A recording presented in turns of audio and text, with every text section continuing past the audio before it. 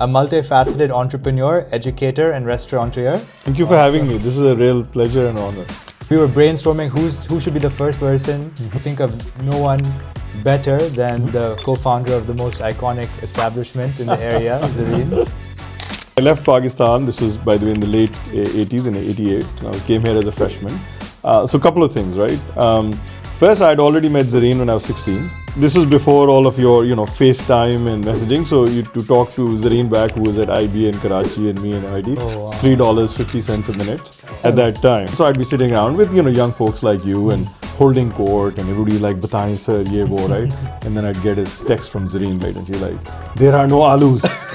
Get alus." And I'm like, "I have a very important Zoom call." And then imagine if every of the 100 MSAs had their last 30 years of alum and they were connected to each other. My mantra anyway, and my one only lesson in life, and especially to the young folks, is you should just be out there looking for people. So today we have Umair Khan joining us, a multifaceted entrepreneur, educator, and restaurateur. A graduate of MIT with degree in mathematics and computer engineering. He co-founded Zareen's, a Michelin-recognized Pakistani restaurant alongside his wife Zareen. He also founded Folio 3, a global software services company, and is a founding partner at Mentors Fund, a venture capital firm, investing in early-stage tech startups. Umair also serves as a visiting professor at UC Berkeley, teaching entrepreneurship. Welcome, Umair. Great to have you. How are you doing? All very good, yeah. Thank you for having me. This is a real pleasure and honor. Yeah, we're excited. It's our first podcast. I know we were brainstorming who should be the first person and to come on to our ch.I, that's the name of the podcast, podcast. And we could think of no one better than the co-founder of the most iconic establishment in the area, Zareen's. So I'd love to just start off. As someone who's already achieved so much in so many different facets of life and so many different domains, how do you best describe yourself? How do you best choose to describe yourself? Who is Umair Khan? Starting out with the easy questions first, huh? The existential meaning of life, who am I? Yeah, so obviously you read out my thing. So one way to describe yourself is, the stuff you've done. I sort of like to joke that, at Folio 3 Software, I work with entrepreneurs to build their stuff. And at Mentors Fund, I invest in entrepreneurs. At UC Berkeley, I teach entrepreneurs. And at Zareen's, I feed entrepreneurs. So I'm sort of this full service, concierge service to entrepreneurs everywhere, right? So that's there. But at some level, I am the accidental entrepreneur, right? So I was a math guy, and I still love mathematics. And not the MIT part, because I've forgotten all of that. But I taught math when I was 17. So I took a gap year. And before I came from Karachi to Boston. And I taught for a year there. Best job of my life. And so I still consider myself very much a teacher. And that's why 30 years later, I'm in front of kids again. Wow. So I'm, first and foremost a teacher. Second, I'm a writer or a wannabe writer. In my own opinion, I'm the world's greatest unpublished writer and probably will remain so. But that's the ambition. Soon to be published. Yes. So we'll talk about that. Yeah. Teaser about what's to come. There you go. Nicely done. So, yes. So I see myself as a, obviously in the world of entrepreneurship, working with entrepreneurs, but yeah, fundamentally at heart, I'm a teacher. And I think the key thing there is, I don't mean a teacher as in from a pedestal telling the world I have lots to share. So teaching is a two-sided coin, right? So if you really want to learn a subject, teach it. Right. Okay. Yeah. So really, like, I love that whole aspect of my life where I'm teaching and mentoring and learning at the same time. So that's kind of more of me than. So Saad is actually a teacher, a lecturer at Stanford. I just started, so I'm a baby lecturer compared to you. No, yeah, you're an asli lecturer, absolutely. I'm just a visiting, by the way, professor, right? So I just do spring semester only, but yes. Okay. Yeah. Keeping it flexible. Yeah. It is still, by the way, it's the best job by far, right? Okay. Every Wednesday, I go 1 day a week. It's a 3-unit course called Entrepreneurship for All, Hum 120, and there are about 120 people in the class. So it's the Urdu Hum 120. And so it's just crazy amounts of fun. What's it like when you're on campus? Do the, Pakistani students, Desi students, and people that know about Zareen, are they, like... Yeah. You must be asking for a Berkeley... Dude, yeah, absolutely. My local claim to fame is all is Mr. Zareen, right? I'll give you 2 examples. First of all, I call myself. So if you say, who's Umair Khan? So I've told you the philosophical answer, teacher, all that stuff. but then I'm CTO at Zareen's, right? The chief tasting officer, right? So that's kind of my big thing. And yeah, folks at Berkeley, but certainly at Stanford, Yeah. the Stanford kids just love us, right? Yeah. And we love them back, of course. And it does so much, as all of us Pakistani Americans or Pakistanis, like everyone knows what Pakistan is because they're like, oh yeah, we eat that at Zareen's, right? Yeah. And and there's so many Pakistani restaurants. I don't want to call them out, but they're owned by Pakistanis and they say Indian cuisine. Right? Yeah, but that's really the category of food, Mm. right? So to understand, it's not a nationality thing, right? Yeah. I mean, the whole category of food, right? Yeah. Is that, right? Like in Italy, for example, there are lots of different things, right? And suppose all the provinces were to break out, it would still be Italian food, even if it's from Naples or whatever. But you still choose to put the word Pakistani, right? And that also is 5%. But that's just, it's being truthful to this, that it's, Pakistani and North Indian and all. But yes, Yeah, fair point. for sure. You mentioned coming to Boston was one of the best teaching experiences or best career experiences you had, being a teacher at Boston. What was it like coming from Karachi, from Pakistan in the 80s and being a student at MIT? The 80s were not prehistoric time, by the way. So, just from नहीं, आपने तो ऐसे guide होगे, this is it, dude. no, but just from like Back in the 1880s, how was it like? from like not prehistoric, medieval times. medieval times. No, but from like the community aspect, how has that evolved? How has like entrepreneurship? How has everything evolved over time, and how was it like coming back there? No, it is, look, it's a very valid question. And honestly, so when I left Pakistan, this was, by the way, in the late 80s, in 88, I came here as a freshman. So a couple of things, right? First, I'd already met Zareen when I was 16. So, Wow. yes, it's all in the book. But, this was before all of your, FaceTime and messaging. So to talk to Zareen back, who was at IBA in Karachi and me in MIT, Oh. it's $3.50 a minute on AT&T. At that time? At that time, right? Even now, $3.50 a minute, I think that's Exactly. So that's why I could afford 3 minutes a week. And so that was one part, right? Because, I was attached to Pakistan in sort of more ways than one, right? So coming here, right? And I think obviously leaving family behind, right? Most people would go back once a year, right? So it's a very different world and atmosphere out of it. So the big thing is, Boston is amazing. Boston is my heart, right? Like wherever you go to college, you know how it is, right? Yeah. And MIT itself was this crazy fire hose education, right? Like nothing in the world compares to MIT with the possible exception of Caltech. I mean it sincerely, and I'm not being a snob, right? They're just ruthless and brutal. So you would think that you have a horrible time, but actually it's quite liberating, right? Because it was so merit-based. It didn't matter what you look like, what your accent was, if you were good in whatever you were doing, right? Math, physics, English, whatever it was, right? You were there, you were in, you were accepted. And everybody at MIT worked around you, right? Like from the staff and all, you were the rock star, the prize student, the best of this, right? And actually I've never felt that ever, right? I mean, generally America is very much a meritocracy. There's no doubt about that.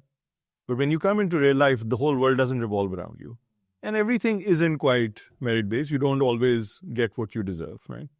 MIT was just this brilliant. And generally college is, I think for most of us, for me at least, certainly the best 4 years of my life. It's all been downhill ever since, right? But coming from there here, so in terms of cricket, right? So I was this crazy cricket fanatic. And my Nana, my grandfather, who was one of the original patrons of the PCB and Kardar and Fazal Mahmood and all were family friends back in the 60s and all, right? So he was such a cricket devotee, as was I. I had no cricket, you couldn't get anything anywhere. So it was a very different world. By the way, when I got into MIT and I was like cloud nine and oh yeah, I did it. I remember my grandfather, right, saying, congratulations, beta, but you left cricket. Right, so that was the priority, right, for us. You can join the guys in Fremont who play. Yeah, up to now it's like, come on, look around, it's everywhere. At that time, you missed cricket. At that time, there's no infrastructure. There was nothing, yeah. So I remember the '92 World Cup. You have no idea where I had to go to a little dorm in Northeastern where somebody could afford cable, and that's how I saw the Cricket World Cup. There was like no facilities. And then the other thing is food. So I became a reasonably good chef because I just could not take cafeteria food. And there was no Pakistani restaurant, hardly any Indian restaurants at that time, right? Actually, Boston still doesn't have a great Pakistani Indian food scene. So that was the two big things we missed. Next up for Zareen's is the franchising. We need one in Berkeley. We need one in Boston. No. We need one in Karachi. We need one No, Karachi is stocked on great food. Don't worry. So, yeah. But yeah, no, it was a different world and it was much more isolated. But I'll tell you one thing, just if there's any sort of a, moralizing or lesson is, if you can get out of your comfort zone, you actually open yourself up to a lot of things, right? Now people go and they still stick with their stuff, right? Like online, you still stick with your same friends from high school, Yeah. right? Or you go to college with, 4 of your high school friends and you kind of form that little, Posse. this little clique, right? At that time, one of the best things that happened to me in college was that I didn't get my first 5 choices or dorms, where, there's the west side of this and there was the east side of MIT, the shady east side with hackers and all, and very different culture, right? Okay. And I wanted to be on the west side, and there were 2-3 dorms which are full of grammar school and HSN, all those folks, right? And that would be fun and safe there. Yeah. And they were full. I got my last choice, right? Wow. And so I was literally in tears, right? Mm. And 6 months later, I realized that was the best thing that happened to me. Yeah. So yeah, very much out of your comfort zone when you came from Karachi to Boston way back when. Was there a lot of infrastructure for sending people abroad? I know people have been going for so long, but now there's such a huge culture and like like everyone is being pushed to do so. Yeah. Was it similar back then? Yeah, look, I think it's really interesting. There were many more people from Pakistan coming to Ivy Leagues then than now. Interesting. So Wow. MIT, our years, on average, 3 people came every year. In fact, my year was a twin year because there was a change in the A-levels, year ending, whatever, admissions and all. So we had 6 people.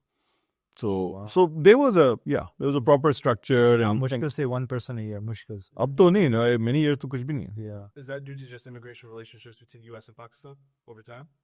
Well, I mean, I wrote the book College Application Hacked on how to get into colleges. That was like, this is a separate parallel little hobby and career of mine. Yeah. So I have very strong views on that. I believe very strongly that, admissions counselors everywhere, but particularly in Pakistan, they kind of sort of ask you to, temper your expectations and lower your expectations a bit too much, right? I think you have to go out and be a little Shahid Afridi in this, right? Like, go for all the Ivy Leagues. Like, what do you care, right? Like, okay, you get rejected by 10 places, great. You should be, strong enough to say, getting into a top college is a lottery anyway, Yeah. right? So do you cry if you don't win a lottery? Of course not. So then go for that. Of course, you have to work hard and all. The competition is pretty intense. Yeah. But, if you're only applying to 2 of the top 20 colleges, right? The probability is, by definition, the expected returns are less, right? So I think there is a little bit of that. Yeah. I think global competition has become, obviously bigger and harder.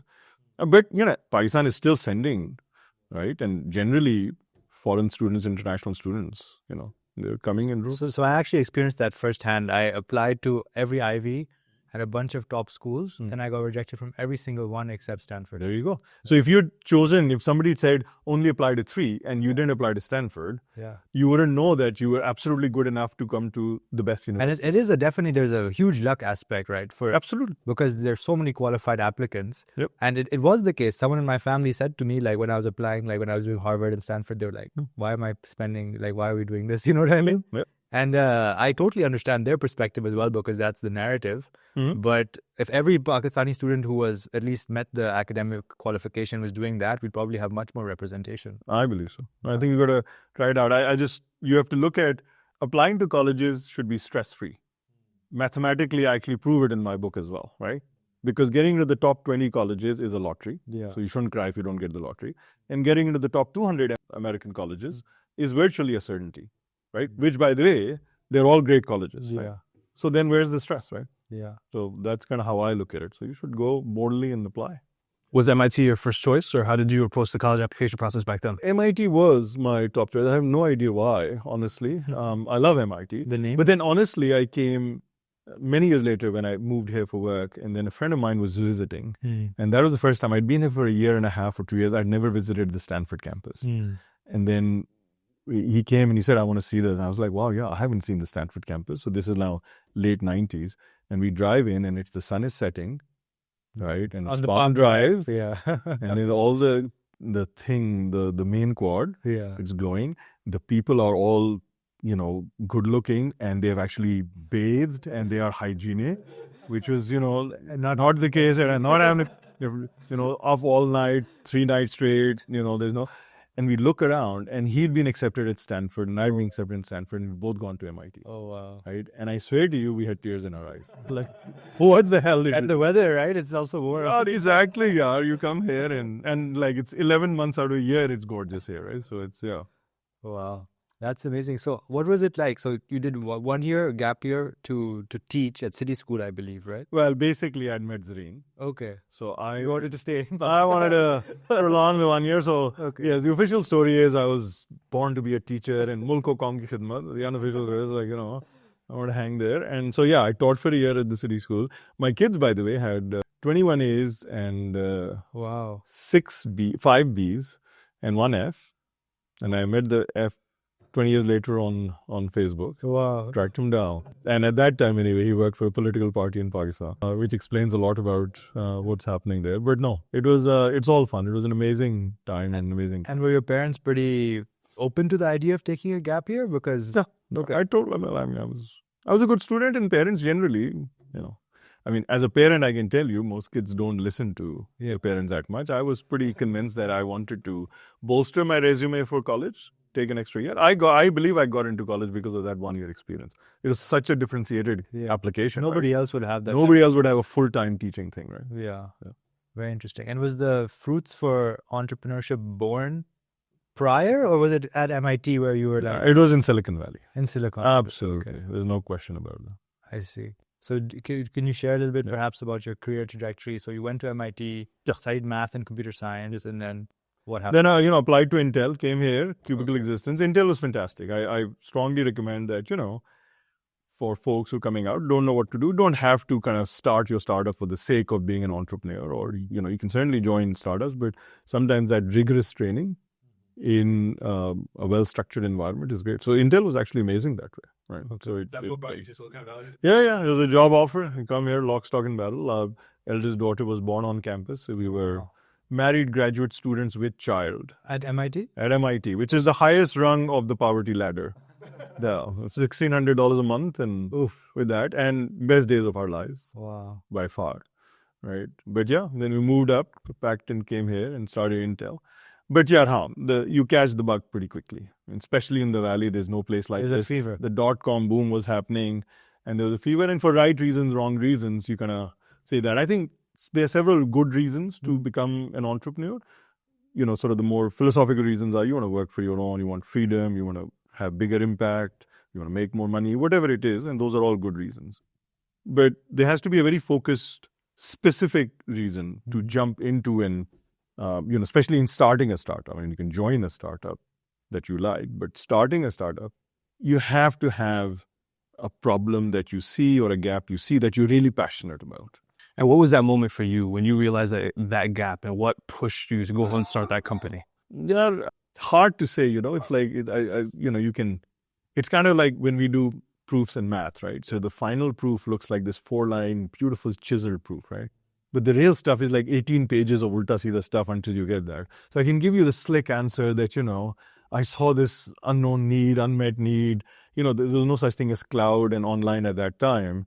And there was, Hotmail and all, which was web-based email. And then there was, web-based calendaring. But the web-based bookmarking and favorites, right, weren't there. They were all locked in your thing. So ours was just a movement of taking stuff that was here onto the web. And that's what we saw, and we were like very excited to do it. And then the incarnation was the next incarnation, because every startup goes through multiple, right? Like what you start with versus what you get. Ultimately, what we were doing was bringing everything on the web, into your, into one place where you XMLized, sort of normalized it, and out to any device. Sort of classic sort of transcoding out, right? Because these things didn't exist, right? So if you guys recall, and probably don't, but Palm Pilot, Pocket PC, WAP phones, right? The pre-smartphone era. So we were able to, you can see and, retrieve and actually remote control anything on the web from your phone. You could check out your email, bank account, do transactions, all of that stuff. So that was the idea, and we were super excited about it, right? So that was the thing. But, I had lots of ideas going on at that time, right? So it was just that fever, as you said. But this one really stayed with me, and I had 2 fantastic co-founders, right? One from U of Chicago, a Pakistani guy who actually approached me with this first nascent idea. And then my buddy, Christine Odero from MIT. So, your best sort of future relationships, right? Like professional or social, I think are really born in college. Very interesting. And this is a little bit of I don't know if it's a tangent, but we can build on it. So there was this post by a politician academic, we might have seen it. It said that it was talking about how every family who immigrates, they always have this conversation every 1 or 2 years that how are we going to move back to Pakistan? Was that something that between you and Zareen, or was it your heart was set in America early on? Yeah, your heart. It's hard to set your heart anywhere except sort of where you're born at some level, right? So there's always this, I don't know if it's this pull, but there is something that means that you just feel most at home and most comfortable, especially as an immigrant, right? I'm not talking second generation, right? To be part and parcel of where you grew up from, right? And where you came from and where you grew up. So yeah, initially it was maybe once a month, that conversation of what's the plan. Then it became once a quarter. Then it became once a year, right? And so, the frequency, in the last 5-6 years, it's gone back to once a month. Oh, wow. For obvious political reasons. But you know what I'm saying, that, I think that's always a conversation that, what can we do and how do we go back and is it possible? And we wish we were from this country versus that, and it would be easier to move. And what about halfway houses like Dubai and Singapore and Riyadh? So yeah, always is there. But because the thread is there, right? Like I have a software services company there. I have 800 amazing people there. Folio 3 is one of the largest software services company in Pakistan, right? And so, those are my families too, right? There's one thing you realize as an entrepreneur, right? It's not you have like 700-800 people working for you. You have about 700-800 families. No, you have about 800 families that you're responsible for. So when you screw up, it hits, right? So I go back fairly often, visit the family. So there is a strong thread with Pakistan, but I don't know if I'm looking to sort of, move back lock, stock or barrel, right? I mean, this is absolutely, and not only is it home, but let's be honest, Northern California is, heaven on earth. We take vacations and then we come back and we're like, why did we there? Yeah, it's something I definitely think about as someone who's come from Pakistan. My parents are there. I love the country despite all of its craziness. Yeah. And I have some friends who are entrepreneurs there, and they tell me about the most insane stories. I'm like, wow, I don't have to worry about someone coming and threatening me. I don't have to worry about someone stealing my goods. Or at least at a high level, I know if that is happening and there's like a law enforcement I can go to and all of these things. But nonetheless, there's a part of the heart that stays there forever, I think. Yep. And it's just tough to reconcile. I mean, look, I think overall some of the law and order stuff just looks worse from afar. I mean, I don't want to, completely go into alternate facts and diminish reality, but perception versus reality is there. When you go there, by and large, and especially Lahore and Islamabad, I mean, they're very livable, right? Karachi is my heart, it's my hometown. It is a little harder place to live in. You still do it and all, but yeah. But the other parts in Pakistan are, frankly, quite amazing. We just went to north of Pakistan, Hunza. Oh, amazing. With all the kids and all. Yeah. And yeah, they were all like, we want to move back here. Like, relax, right? But yeah, Hunza, if you haven't been, that whole north of Pakistan, whatever, 30 of the 100 highest mountains are in one place, right? The people are incredibly hospitable, right? Lots of unspoiled beauty, unspoiled culture. But it's absolutely like Switzerland and all of that stuff. And most of us have seen all these amazing, the Alps and all. Honestly, Pakistan beats it all. North of Pakistan beats it all. 100% agree. We need to make a trip. I feel like we've been talking about it for a long time. Those guys just recently went. I just went to Skardu. It was beautiful. Skardu, yeah, we did Skardu Hunza. And there are now tour guides. They're young entrepreneurs doing incredible stuff, right? In fact, as part of this, you should put in links for that. Like, seriously. Yeah, it's a great idea. There's like, we had like, the luxury SUV picks you up from the airport. Everything is done, like clockwork. And the sites are amazing. The people are amazing, right? I mean, it's just like, I'm on a mission to take all of my sort of non-Pakistani friends back there over the next several years. Right. Yeah. And that level of ambassadorship, they go, they have a good experience, they tell people, because even now I have these random interactions where I'm talking to someone. I was talking to an older Polish gentleman, and I was like, oh, I'm from Pakistan. He said, oh, Pakistan. And then we're talking about something else, and pause for 1 second. He looks at me. He's like, that's where they found Osama bin Laden. Like, About a boss. there are other things that also happened in this place, but yes. Saad talks about this a lot, but Pakistan needs like a VP of marketing, and I think Zareen is doing a great job at like proliferating all of the amazing food that Pakistan has. But overall, like when you think about India, you think about Bollywood and amazing colors and all that stuff. All that culture is in Pakistan as well, but unfortunately, we don't have a VP of marketing. Yeah, but you don't need one. I disagree with that. I think we're all VPs of marketing. Actually, if you look at Zareen, I'm not the marketing head for Zareen, nor is Zareen. It's all of you. That's true. Right. You make a good enough product. You make something good, but then you have to be mindful. Nobody's going to come out and do stuff for you, and nothing's going to happen on its own. So if you're mindful, if you're structured, if you're organized, you'll do it. I believe very strongly, and we can get into that whatever later, but, for 54 years, I've been looking for and hoping for silver bullets, right? They don't exist. I'm telling you right now, I'll save you guys all 30 years or whatever. Doesn't exist, right? But small things done by many people over many years, that's how you change the destinies of communities. Every community I've seen. So if you are the VP of marketing, right? Yeah. And you'll go influence 4 people, right? And he'll do that and he'll do that. And 500,000 Pakistanis in America will do that.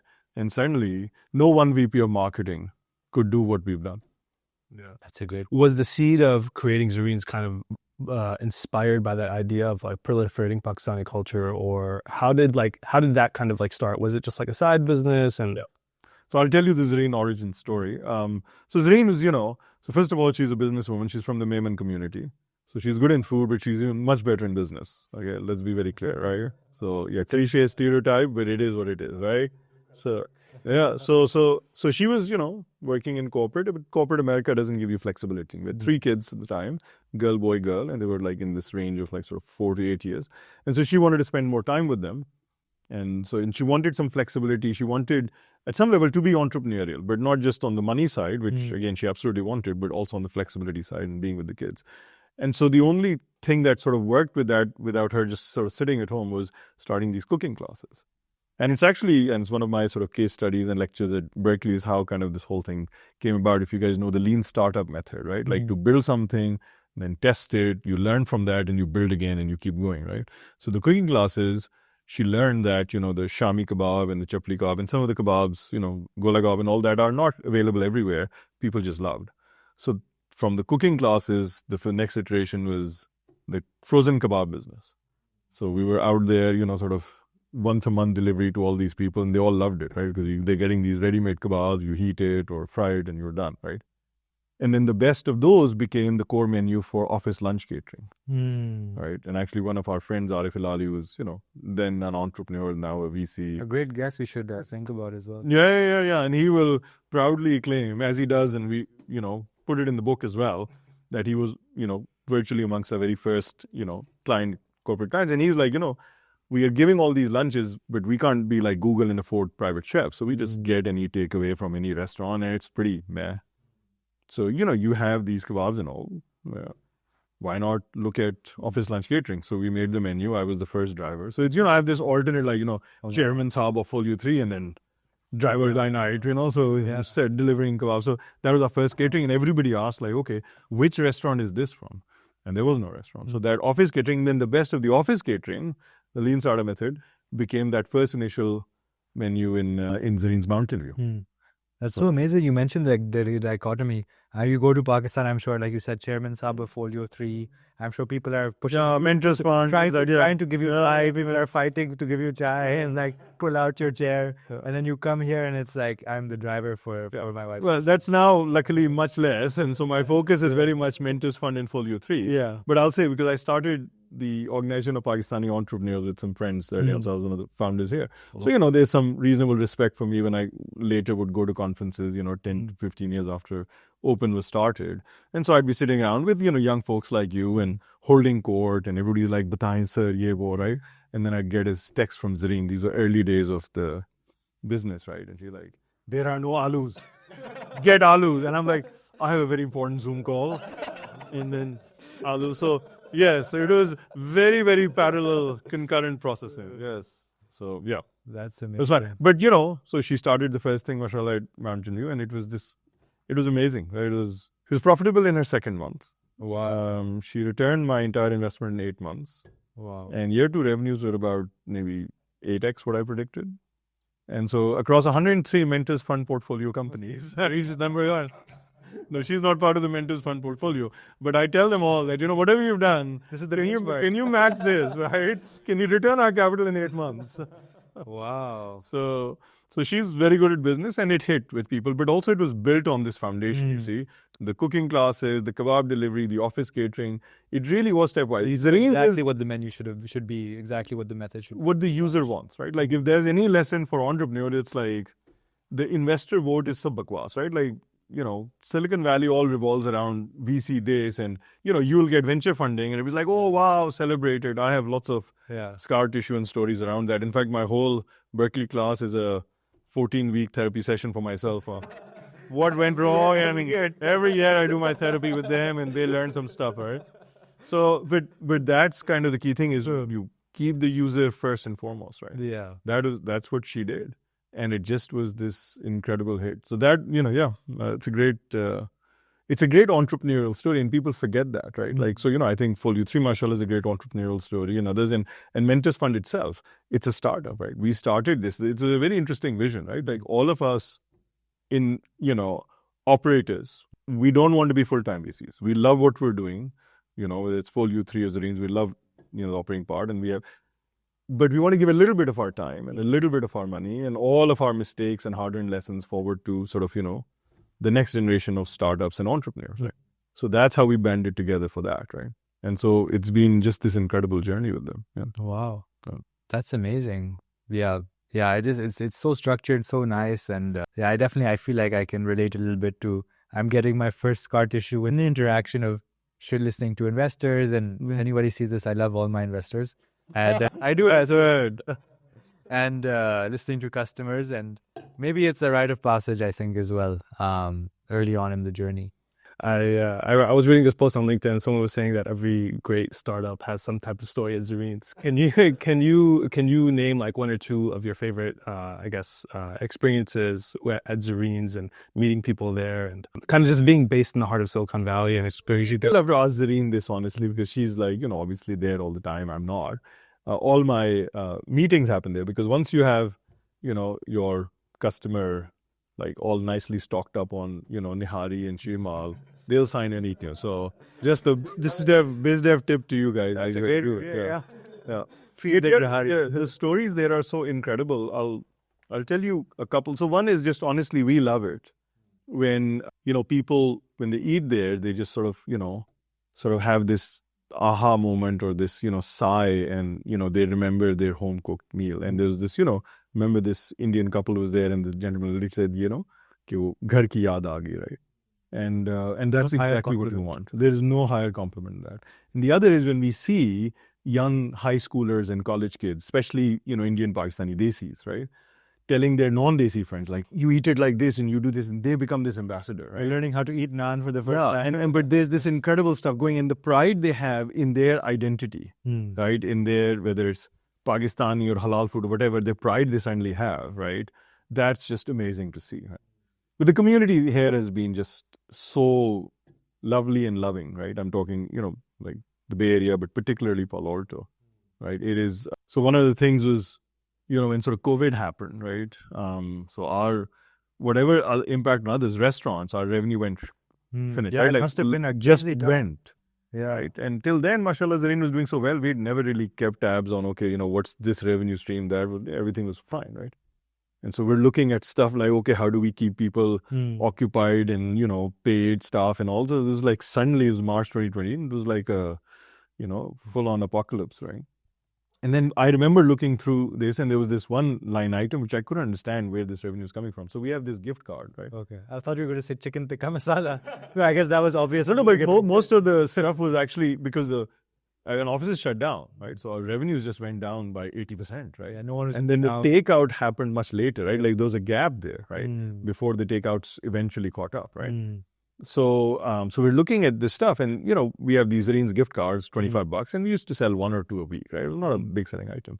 And then we see in March, right, we're selling $600 worth of gift cards, right, almost every day. Wow. And we're like, what is this? And it turned out it was the local community buying those cards just to support us. Wow. Many would come back and give those cards back to us. Right. Wow.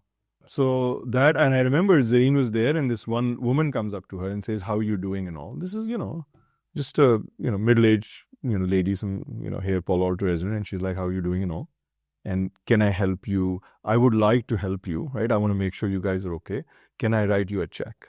Wow. Right. And now the thing is, look, Zareen and I were comfortably off and all that, but it was just such a point. I think Zareen was in tears, right? Wow. So that's why I write in the Zareen's cookbook as well. That's our line that, like literally this community kept our staff working and it kept our lights on. And, that Karachi will always be my hometown, but Palo Alto is home. Right. And literally at that moment, it struck us. Yeah. So it is, this community here, man. I mean, we can tell you stories on and on, right? We won't go into the unreasonable Yelp reviews and how, desis can be better tippers. So we'll leave that aside. But genuinely, the support, starting with the Pakistanis, the South Asians, our community, our identities, Muslims and all. But seriously, across the board, the young folks, the old folks, Palo Alto folks, East Bay folks, right? I mean, we do not take that for granted. I guarantee you that. And if you're any sort of an entrepreneur, you never take your customers for granted. Even today, I and Zareen are stunned when somebody approaches us, right? And especially Zareen, like she's like total celebrity. They'll come, take signatures and all of that, autographs and all, or take selfies. But we do not take this for granted. And it is an insane pleasure, right? So, yeah. That's amazing. Wow. Having done so much across Mentors Fund and Folio 3 and Zareen's, what do you seek to do next in your professional and personal? What are you looking to tackle next? That's a good. You guys have such deep questions, man. I thought we were just here to have some cookies and. You're not eating the cookies. I will have the cookies. Yeah. I don't have my CGM on right now. I've been experimenting with all of that, so I can have my cookies because hey. So there's a lot of stuff that's in progress, right? So there's next stuff for all of this, right? So Folio 3, mashallah, if, it's a good company and 800 families and their extended families are being helped and we're, achieving some success. Can we double? Can we triple? There's always that path to that. And Zareen's, opening up more locations, having more impact.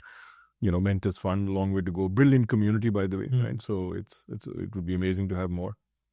But, for me, as I said, my passion, it's taken me all these years to realize is that I really want to teach. And I think I'm good at it. And I do want to write more, right? So that's really one of the things that I want to do that, right? So I wrote my little college application hack book, but it's well written, it's cool, it's quirky, because I'm a writer. I took 8 years of creative writing at MIT, and it was like me and, one architecture major and, 6 women in all black, and, that was it, right? Like everybody else was in engineering, right?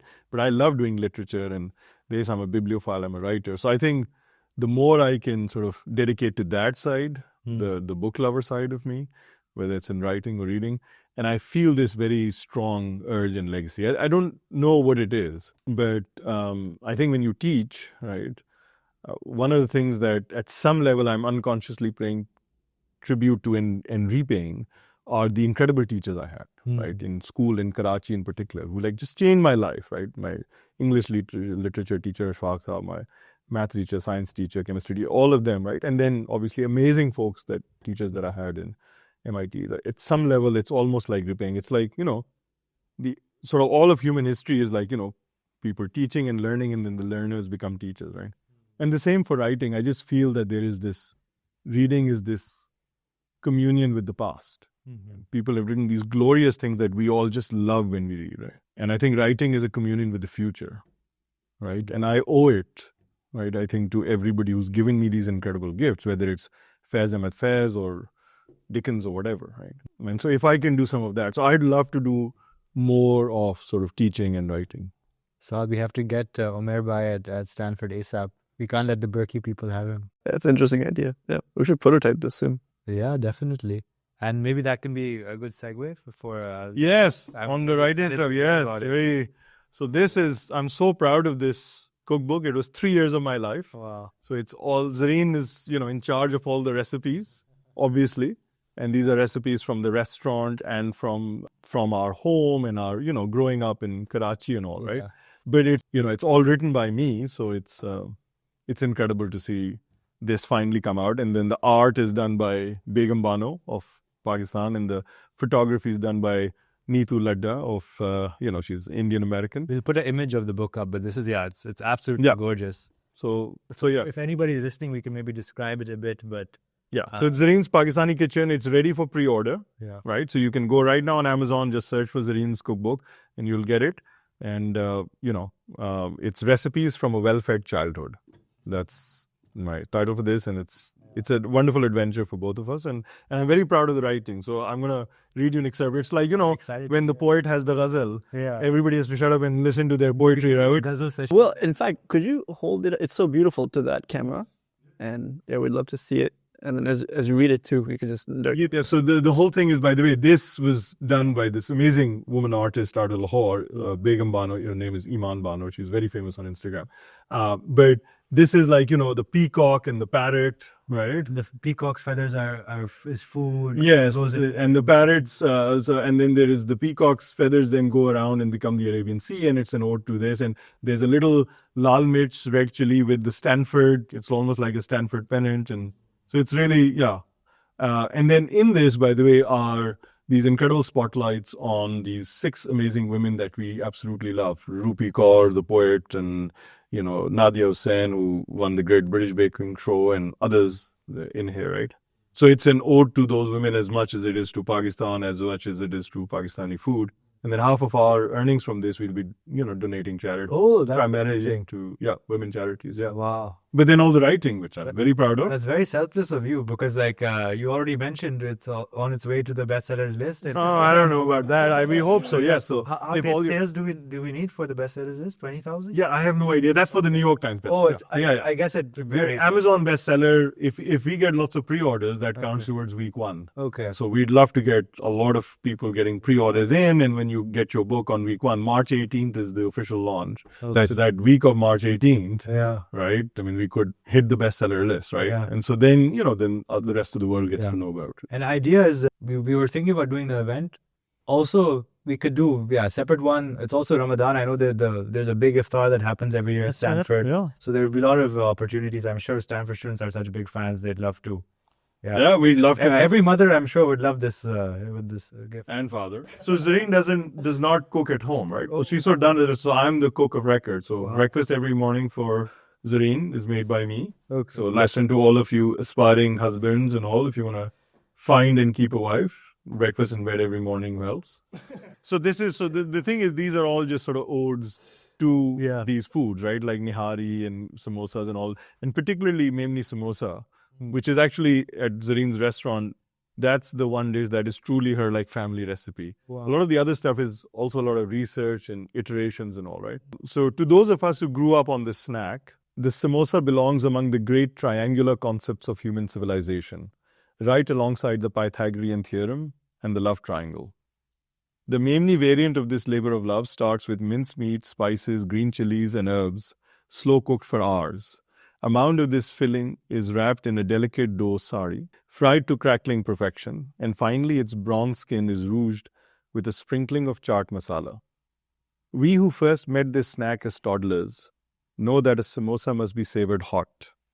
With our first crunch escape wisps of aromatic steam, and we smell once again our childhood. May we always savor all 3 sides of a great samosa: taste, texture, and nostalgia. Wow. And that was written by you. Yes, every word of this. That's amazing. All right. I thought it was just going to be recipes and things like that. No. So by the way, the first thing is called From Karachi with Love, right? Okay. And that is Zareen's entire story. Oh, wow. That's Zareen, age 5. Yeah. Wow. And then my essay is called Midnights in Karachi. And that's me taking the reader on a food crawl of Karachi. Oh, wow. Everywhere, from Bans Road to Quetta Alamgir Hotel to Ganne Ka Juice to Bhuttas on the beach and cricket at Frere Hall. That's amazing. So, yeah. I'm so glad you mentioned the shape, because there's a restaurant in Chicago, I won't say their name, but they came up with this automated machine that made circular samosas. It was embarrassing. That's a dumpling. Exactly. But we have some really good questions at the end of this list. So let's go through those. And then we have like a final speed round of like 5 that we can go through. From your perspective, what would you say are the biggest differences in the way operators and investors think? So I think the best investors have been operators. And I'm very snobbish about it. The best VCs have been entrepreneurs. Because to invest and mentor and be board members and so on in startups and with entrepreneurs, you cannot have the empathy you need until you've been in those shoes and had at least one significantly gut-wrenching failure, right? And hopefully a series of them. And that can be overall part of a success. But you have to have lost some battles and maybe won a war or two. And then I think you become a good investor. And so to me, first of all, right, the best VCs and investors have been entrepreneurs and operators, right? Then the difference with that, right, is the buck doesn't stop with you. So it's actually a very nice feeling to be an investor in your company because you're the one who's supposed to be up all night, right, when bad stuff happens. So at some level, the investors are, it's a good place to be, right? Don't forget that investors are also at some level entrepreneurs, right? Like unless you're with an established fund, you're a new fund, fund one, fund two, and you have LPs that you're answerable to, right? So you are doing that. So at some level, there isn't that much of a difference there. I think the biggest difference, right, between an operator and investor is the investor from their fund will take 20 bets. 40 bets. We've taken over 100 bets because we do very small amounts and we do pre-seed seed, right? But you're taking a lot of bets, right?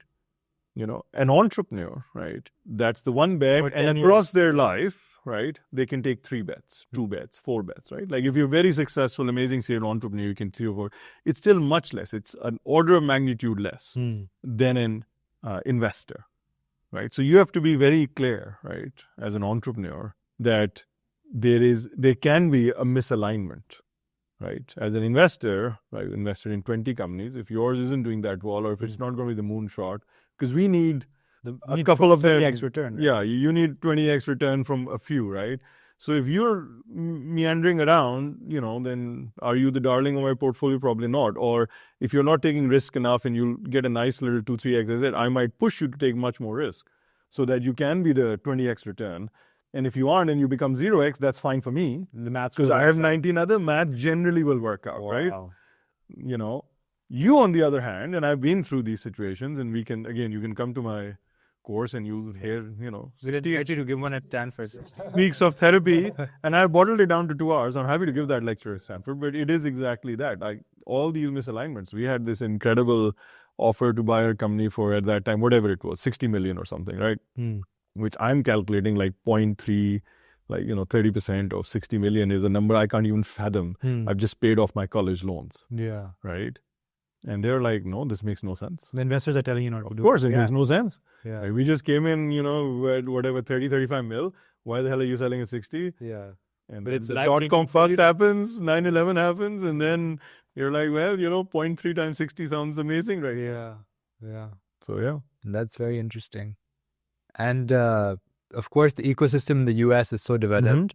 There are people like Y Combinator who insist that, and they have good reason to as well, that everyone should move out to San Francisco if they want to start a company, and that all the magic is happening here.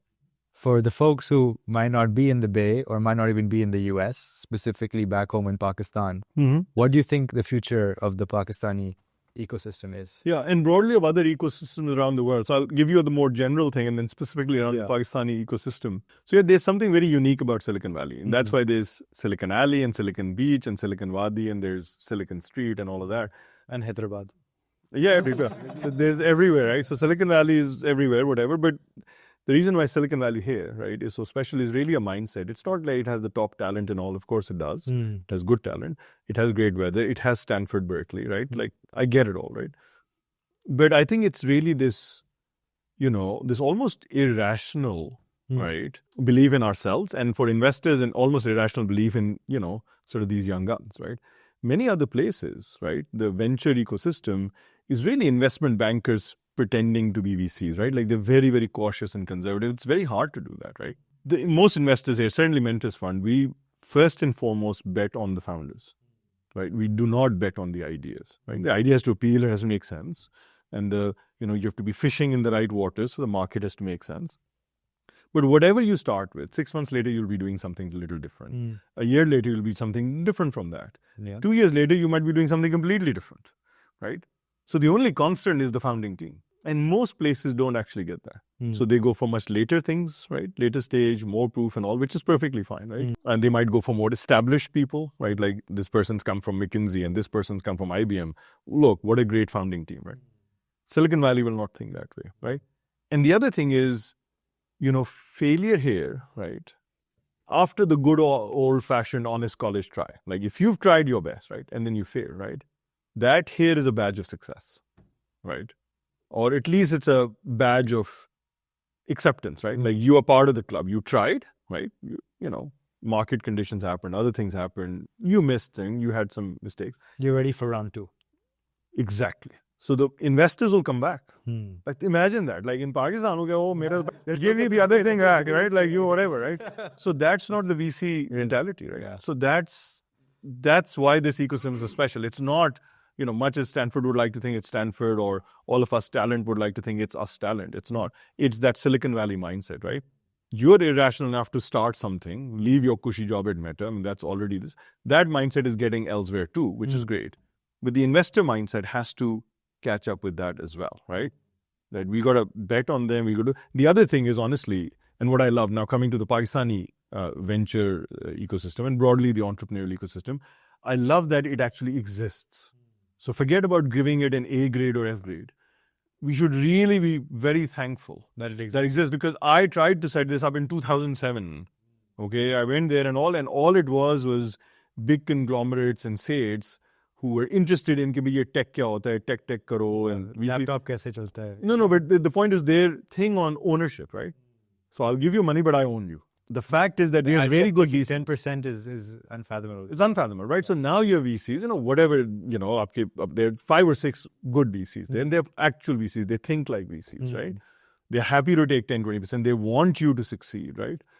That was unfathomable before, right? So I think it's amazing that exists, and you have your, Zen Capital and I2A and Fatma Gobi and Indus Valley. Sarmaya Car, Indus Valley, right? And now also 1 or 2 others, right? And then you have some of the cross-border, Dubai, Middle East funds, and also Pakistan is getting there, right? So I really like that. So I think you can have all of this ups and downs and positive and negative. Unfortunately, Pakistan doesn't have a get-out-of-jail-free card yet, right? Here, right, I'll do something, lose, 10, 20 mil, and then you're like, oops, sorry, and they'll be like, bad boy, but 6 months later, okay, come, let's, figure out something, right? And Pakistan has not created trillions of dollars of value, right?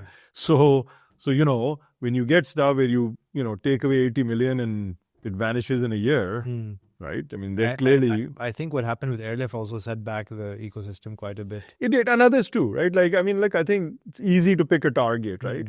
But thing is, everybody was saying this, right? It wasn't just Airlift. I mean, sure, it was doing, but other companies were doing it, the VCs were doing it, right? So, is hamam mein sabhi nange the uswas, right? Like, basically, the Silicon Valley ethos, right? Of celebrating investment versus revenue, right? Celebrating headlines, PR, right? Versus customers, right? Silicon Valley invented that stuff, right? And we always fall into that from time to time. And, then you learn and all. So Pakistan fell hook line. I've never seen, how you see a revenue projection, right? So yours, mine, every startup has a 4-year revenue projection. 100 million. So first year is nothing. Second year is not much. Something strange happens in third year. It suddenly is 20 mil. And then fourth year is 100. Everyone has that. I've made many such diagrams. So everybody's done that diagram and it's all justified. We all know that. It's a fun game, no problems. You play it. But I've never seen a 4-year projection of valuation. Right? In Pakistan, for the first time I saw in 4 years we'll be worth 2 billion. Right? But why are you even thinking valuation? Everybody there was obsessed with being a unicorn.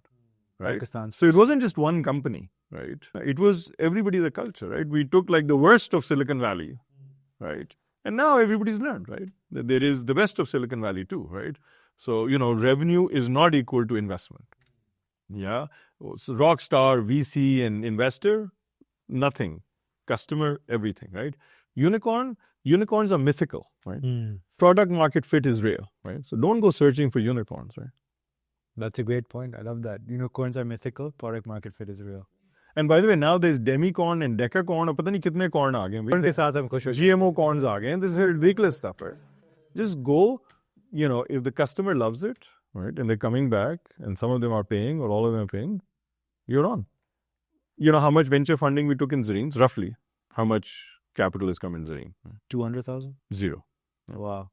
So, and then Folio 3 now, mashallah, it's been around it's a big tech services company and, doing well and all that, right? So, roughly, usme, how much did I take in terms of venture outside to grow it to where it is now, right? And offices in 7 countries and all. Guesses? Any guess for Folio 3? Second, no. Yeah, $0, right? Yeah. So, exactly, right? So, my point is that you absolutely can grow amazing businesses by focusing. Now, that doesn't mean you shouldn't take venture capital. You should take it when you need it, and you should take it when it's available to you on good terms.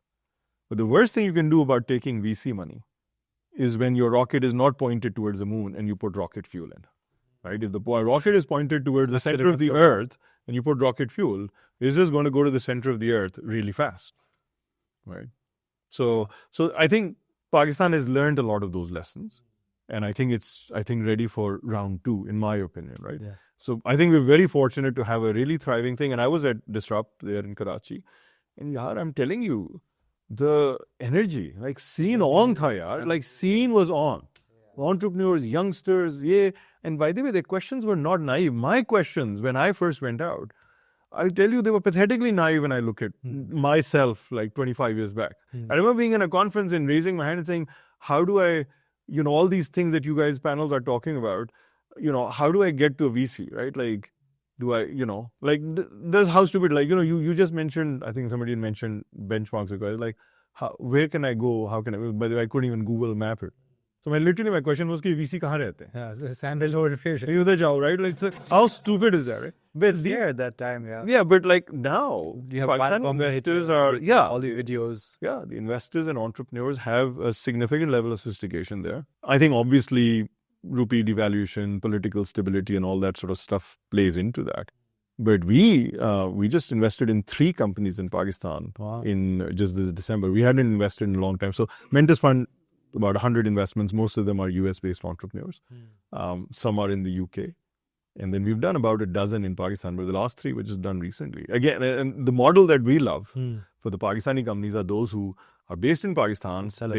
Exactly. They trial and test it there because it's very good and inexpensive. You have an amazing consumer base or business base or whatever to sell to. So you do your first market test. You build your product there, you do your market test there, and then you go out, right? I think it's a fantastic model. Yeah.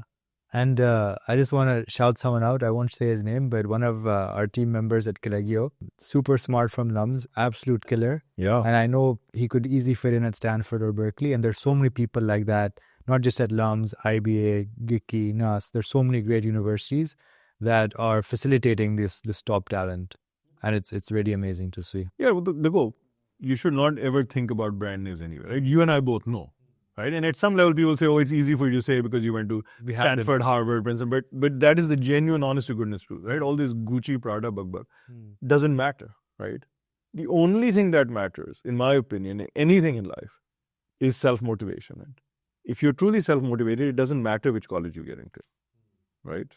Because you'll be fine in life. Because you might have figured it out. Whether it's in Pakistan or here, anyway, because if you're truly self-motivated, you're going to have the persistence, perseverance, and that's what wins out in the end, right? And if you're not truly self-motivated, dad buys a nice building and you get to go to a big Ivy League college, right? Doesn't matter. Doesn't matter where you went, right? If you're not self-motivated, you're going to do nothing anyway. So the college, the company, this logo, those are all irrelevant, right? The kid you're talking about from LUMS, they have the fire in the belly. Yeah. They'll put in the extra 1 or 2 hours every day that the others will not. And the others will try to figure out how to take 1 hour, 2 hours less. Yeah. Right? And that is the only difference I've seen consistently between success and failure, right? So I believe Malcolm Gladwell and others have written, the myth of genius, right? Not you put in your 10,000 hours in something, you do it. Now, of course, whatever you love, you'll put more hours in it. So, all of us can't do everything. Yeah. But so absolutely. Over the course of your very successful career, you served as an operator during the .com era, and now more as an investor in this AI era that we're in. What do you see are the differences between then and now and the opportunities that lie ahead immediately? Yeah. So, it's like, not to go all biblical, but there's nothing new under the sun, right? I mean, it's amazing to see these revolutions come and the ups and downs and the hype cycle and then the coming down on that, right? So the main difference I see, honestly, is that with AI, and particularly now with Gen AI, there is the hype and there will be the disappointment, and there has been some, and then you come to kind of actually the reality of things, right? Just like you did with .com, right? Like there was the hype and then there was this massive crash, and then 5-6 years later you're like, no, this is all for real. It's just it had to go through its natural cycle, right? I think the big difference is the cycle is just getting much shorter, right? It's just the pace is insane, yeah. Like even with the .com, right? At that time we said our heads are spinning, but it started 94, 95, peaked at 99, 2000 is 5 years, right? And then it went all hell, and then it took 4 or 5 years before you're like, there was sustained value. It was a 10-year cycle. Gen AI, when was ChatGPT announced? Now, of course, I know all the GPT stuff happened before, but in terms of the market, it was like barely been a year and a half. We've already gone crazy up. Then we were like crashing down. Oh, there aren't use cases. And now suddenly, they are like up. There are use cases. And, so the similarities are at that point, it would be, .com on everything, right? Like Sears.com is suddenly worth much more than Sears, right? Or, whatever it was, right? Now it's .ai, right? Yeah. ch.ai, right? At that time it would be Chichacom. And Chai is much better than Chichacom. But so there's a similarity there. But I think difference is just the time periods, right? All these oscillations are just squished in. It is crazy right now.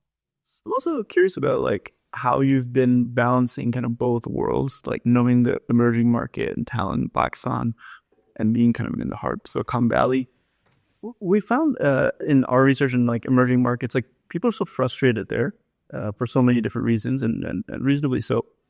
What advice do you give to kind of people there that are kind of struggling because of like the systematic issues and stuff? And then also about these kind of like hybrid breeds that kind of want to do good work there. We're also situated over here. Like you're like the model for the kind of, dual entrepreneurship. Yeah. So what would you advise? Because unfortunately, there's also this like bias of like, if we go there and do something, it's like corrupt or those issues, whatever. So how do you counter some of that? And how do you kind of change the perception on that? So there are two questions. One is how you address the people there who might be looking for hope and seeing too much darkness, right?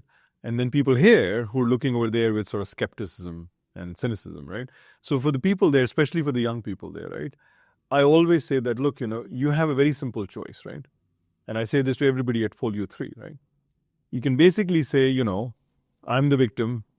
I'm a product of this society. Nothing I can change, right? I didn't get maybe the best education. I don't have the professionalism. Pakistan standard time means, always arriving 1 hour late and all that fun stuff, right? Like, so you can be very self-deprecating and very down on yourself, right? And you can accept things, right? Or you can change the society around you. And I don't mean change as in you go become elected and change all of the country, but your little nook, your mahalla, your neighborhood, your cubicle, your company, right? You can change it, right? And you actually have agency. Like, it's not that crazy gloom and doom that every part of your life is, beyond your control. That's not true. There are things you can control. There's a whole bunch of stuff that you can't control. There's that Pakistan, don't worry about it. There is the Pakistan you can control. So if you're a young person in Pakistan, you're working in a company, whether it's like Folio 3 or whatever, or you're starting out on your own, right? There are things you can control. And the more you do, right, over there, the more you set up a culture of excellence, right? That will permeate out, maybe not to 200 million people across Pakistan, but in your little thing, right? I mean, look at Hunza, 100% literacy rate. Wow. Plastic bags not allowed. Women empowerment everywhere, all the shopkeepers, everything, right? It's all women there, right? Women, men equally. They have specific programs for seniors who are, neurodiverse, on the spectrum. They want them to be useful, right? So they're making rugs and mats. We bought it from there, right? So you can impact your stuff, right? Now, the rest will take care of the rest. And sometimes the rest will come and hit you and it's unfair and all that. But by and large, the code you write or the project you do or the street you clean up, That's entirely in your control. So stop being this ridiculous, oh, I'm the victim. And, 600 years back, according to Turkish drama Ertuğrul, was our glory days. And now it's all hell and blah. Forget that worldview, right? You're like young, smart, right? Decent colleges, fine. Not the greatest. Like the biggest problem with Pakistan is, in fact, the educational system. But even then, you have a decent system. You're a graduate of that. You're in a good place like Full U3 or wherever, or in a bank or whatever. What can you do? Right? Just focus. If you're a startup, sure, you don't have access to Sandhill Road or whatever. Who cares, right? 99.9% of the world doesn't have it either, right?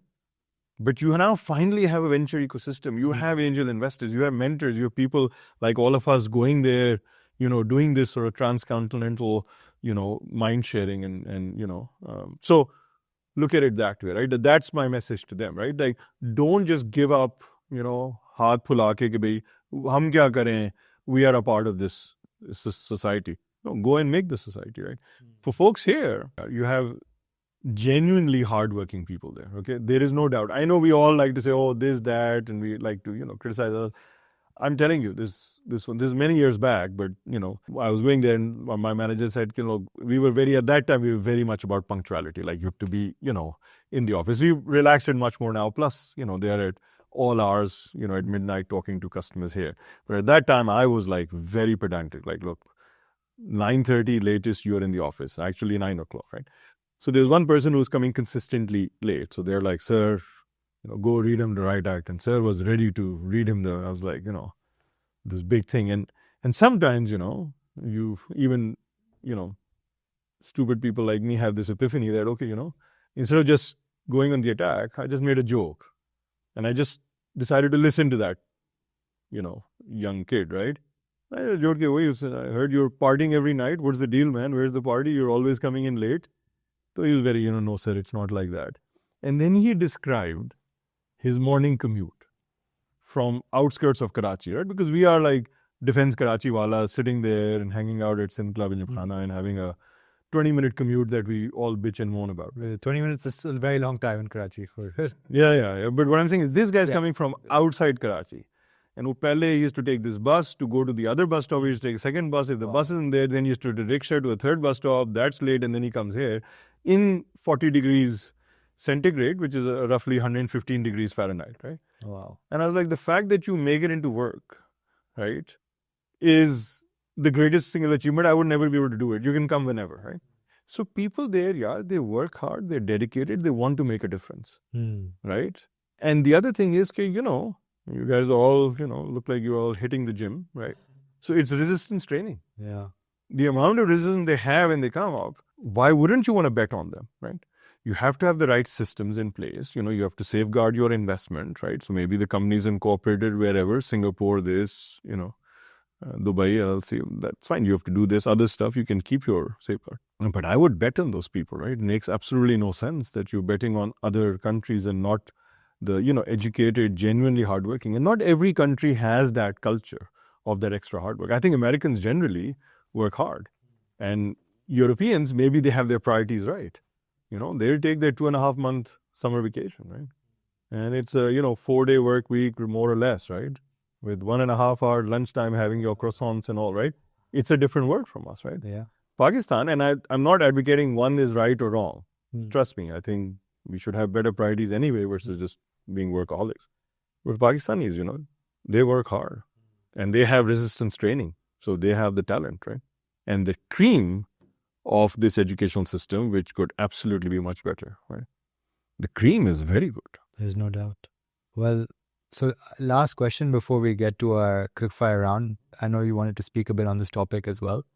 What do you think the role of Pakistanis and Muslims in general will be in the US in the future? And maybe some notes to young Pakistanis, I think you said young Pakistanis in the US. So I think it's really important. Like, I think is as a community, right? And I talk about my community, but it applies to every community, right? Like if there are, Bangladeshi Americans here or other Americans here, whatever it is, like I'm talking generally in diaspora or immigrant community. So Pakistani Americans and so broadly the other identity I have is as Muslim Americans. We have reasonable level of success. We have reasonable level of affluence, right?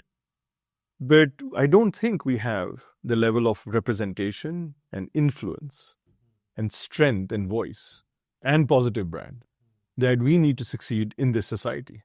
Okay. I think it's blindingly clear to all of us that. And I think there are fundamentally two reasons for that, right? As a community, we have not been very mindful and structured in helping each other. So that mutual support, right? I mean, I'll help you and you'll help him, and there's stuff happening. I don't want to go down, oh, we never help ourselves, we're so bad. No, it's not. But generally, being mindful and being a little bit more organized in our support, right? That hasn't happened, right? So there's all this potential that's left, right? Can I get anybody an internship? Can I just mindfully think that, okay, if somebody's applying from my community or this, can I go that little extra thing and help them? Can I set up platforms, right? So if you look at the MSAs across the top 100 colleges, right? Are they connected with each other? Do the individual MSAs even have their roster of the last 30 years of their alums of the MSA? Now imagine if every of the 100 MSAs had their last 30 years of alum and they were connected to each other. Wow. You stand out. You stand out. You get out of Stanford that first day. You connected with like 40,000 people who have some affiliation, who might be able to help you, right? But even smaller things than that, right? Just in terms of mutual support, right? You know, there are 400 Pakistanis at Google. Are they well connected? Do they talk to each other? Right? Are they looking out for each other? Right? Well, my friend actually started this thing called Gupshup at Google. Every Friday morning, we'll have a half an hour Gupshup over, Google Meet, right? And the only thing is you come and tell your story, because stories are what bring us together. And now almost 200 Pakistanis actually know each other from there. So now if there's an opportunity here, or if there's a layoff there, or there's something there, or career advice needed, they're there for each other, right? These are very simple things to be mindful. So mutual support, organized, and then outreach and activism. We are very insular, right? At least more so than we should be, right? I'll give an Eid party, I'll invite you. You'll come, I'll give you diabetes. The next day, you'll throw an Eid party. You'll invite me, and you'll give me diabetes like you want to do right now, right? Yeah, we'll all give each other. Yeah, we give each other. Let's give diabetes to everybody, right? It's in celebration. So in the last 20 years, 1 million Muslim families had given Eid parties, right? For their community, for their neighbors, for their workmates, for their non-Muslim friends, right? On that single play, we would be a different community today. Yeah. Okay. 6 years I've been teaching at Berkeley, right? Not once did I say Eid Mubarak. And I'm not ashamed of my identity at all. I just never thought. Outreach, activism, never thought of it.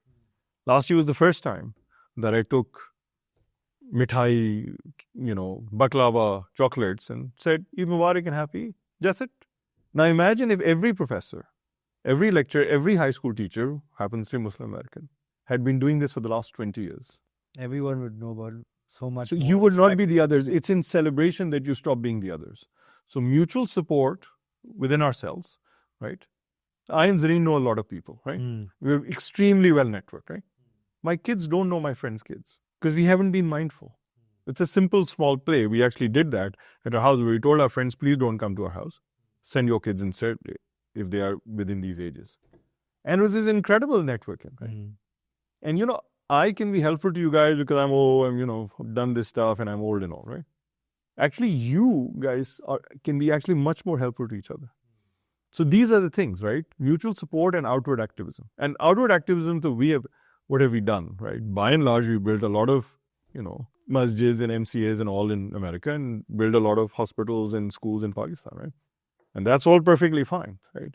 But social activism, what I'm talking about, political activism, right? Media activism, we have to do much more of that. And we have to do it with positivity and patience. There are no silver bullets. I've searched for them for 54 years.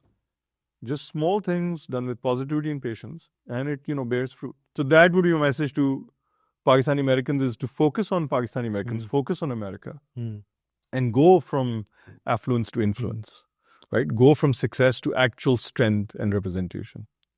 Yeah, that's so amazing. Everything from the connections of the MSAs and the PSAs of the world to, if 1 million Muslim Americans said Eid Mubarak to everyone in their community. Yes, to their community. Exactly. Wow. Right? That's all we have to do. Right? And there are great examples of other communities who've done that, right? But by the way, every play that I mentioned here, I found within my own community. Wow. We malign our community very much, but there are folks in our community who do hand out treats to their neighborhood every year, right? Yeah. I and Zareen run 4 restaurants. We've never thought of doing that, Wow. right? But if 1 million of us did that, Yeah. it'd be pretty cool. So that's what I want to say, right? And by the way, there's this whole K2 mission and vision that I've started with a bunch of folks. So if you guys are interested, you can go to k2playbook.com and see all these plays. And they're all coming from folks. And by the way, any community can do it. It's written like whether you're, again, mostly for diaspora and immigrant communities. Go see these plays, right? Yeah, I mean, he's doing it, in a way that's, it's rare to see, at least for us over here. And it's also difficult to do. I don't know yet. I think a lot of people do that. And they try to, I think if you're cynical, no? If you're negative, you do nothing, right? So I'm cynical on Pakistan. Or if Pakistanis are cynical on Pakistani Americans or Americans, whatever, right? Nothing happens, right? So I see the good and the bad in both places, whatever. But I find, great stuff everywhere, right? So, my mantra anyway, and my one only lesson in life, and especially to the young folks, is you should just be out there looking for people. Like, forget about AI and opportunities and this and startup and investor. Just try to make it your life mission to find and then hold on to the best people. Wow. That's it. That's all you have to do.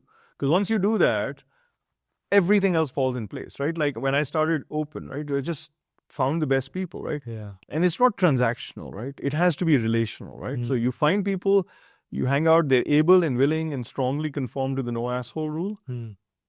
You stick to them. And then I have people now that everything I do is the same crowd that comes back, right? If I want to do Mentors Fund, I collect, again, fantastic people. I learned so much from Mentors Fund. Trust me, like this group of amazing partners and now this group of amazing entrepreneurs. Just go collect the best people, right? When you come out from college in 22, you shouldn't be looking for jobs. You shouldn't be looking for startup ideas. You should just be looking for people, right? So I look for people, great people in Pakistan. I look for great people here. So if you want to do that bridge, all I can say is there's some great people there. And if you have a connection because you were born there or your parents were from there, whatever, there are some great people to find. You have to go find them and then you start doing stuff with them. You can go to Hunza.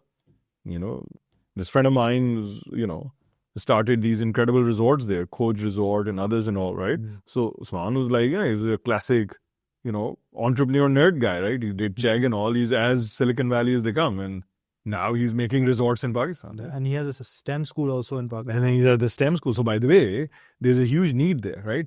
But you don't go there thinking that you're just helping, right? You'll get so much. I've seen this every time. I'm telling you, the teacher learns so much. Every year, my kids teach me so much in my class in Berkeley, right? So when you go to help, you will get a lot of help, right? You take on projects and you think they'll have impact on others. You will learn a lot. There will be a lot of impact for you. So I'm just saying, and you work with great people, it's a win-win anyway, right? Whatever your final thing is and you have success and you should absolutely go hit it. I mean, come on, VC have invested in you or your friends have invested their time in you. Better be successful or try your best, right? But you have to do it with the best people, right? So yeah, that would be my thing. Just not just the bridge thing, but generally life lesson for anybody listening on this long ass, podcast. Go find the best people. Forget everything else. Buy the book, right? And then find the best people. We will have to get you for round 2 sometime. But shall we do the quick fire? Yeah, absolutely. Yeah, I think you've kind of answered the first question. This next set is kind of just What's the first question on the quick fire was? quick responses. Advice for the next generation. Well, that was not quick fire. I went on a big soapbox. we got But advice to the next generation, the quick fire stuff is Take it. find great people, right? And forget everything else will follow.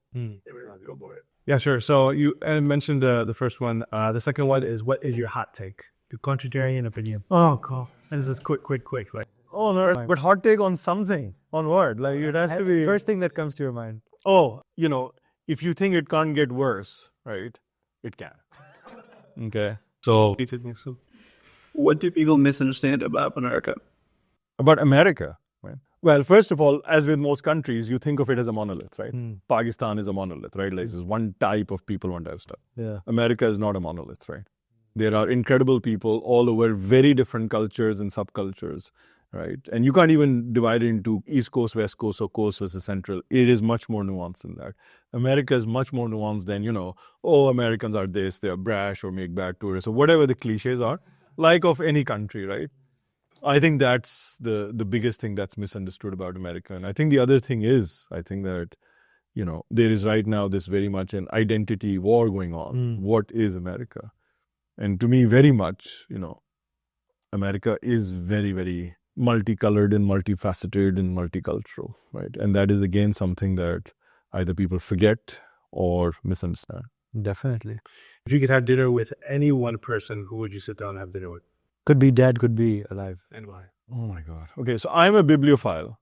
I love books. So there are lots of people that I would love to have dinner with, but mine by far would be my favorite writers and poets and so on, right? Like, so from the Urdu side of things, I would love to do, well, on the poet side, absolutely Ghalib and Faiz are my top two, but I would love Saadat Hasan Manto.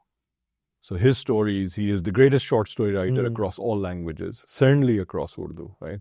I would love to see how the hell this guy's brain worked and how he was. And I would love, it'd be very colorful dinner with very colorful language if you read his short stories. I would love Manto, or, because I am a pretty shameless Anglophile again when it comes to books and all. I would love to have dinner with, the Victorians and all. So whether it could be Dickens or Oscar Wilde, right? So that, but it would be amazing, some amazing writer or poet. Wow.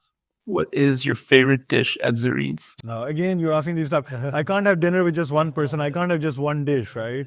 So all my meetings are at Zareen's, right? Like, that's my business central, right? So my go-to dish has to be something that's relatively healthier and all that, and won't put me in, sort of a food coma every time. So the grilled chicken boti is my go-to dish there.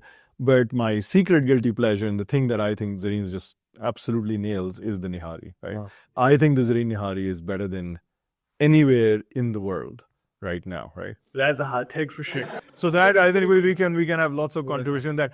The dish, though, that I will eat for the rest of my life, right? It cannot be either of these two. It is the Memni samosa. I would have a samosa and chai every day for the rest of my life, and I would not get bored of it. Yeah. This isn't a part of our list, but he's from Houston, and I have to say the Pakistani food scene in Houston is incredible. Is excellent. Dallas and Houston, 100% agree. Absolutely agree. Agha's is incredible. I love, I just was there. And by the way, Agha's juice or whatever in Dallas is this little thing, is unbelievable as well. Okay.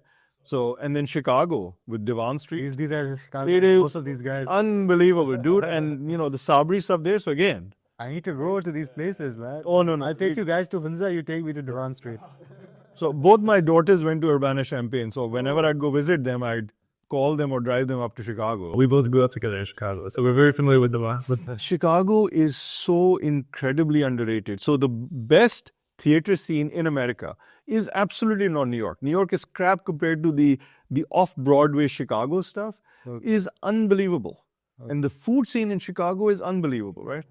So not just the Desi, but the others, but certainly the Desi food scene, right? Yeah. I think San Francisco, by the way, the Desi food scene, the Pakistani food scene in particular, but generally is amazing, right?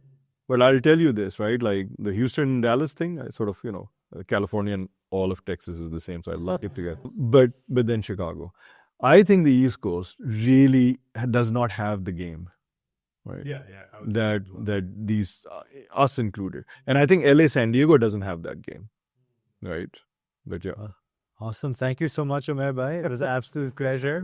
Yeah. Such a pleasure. Yeah.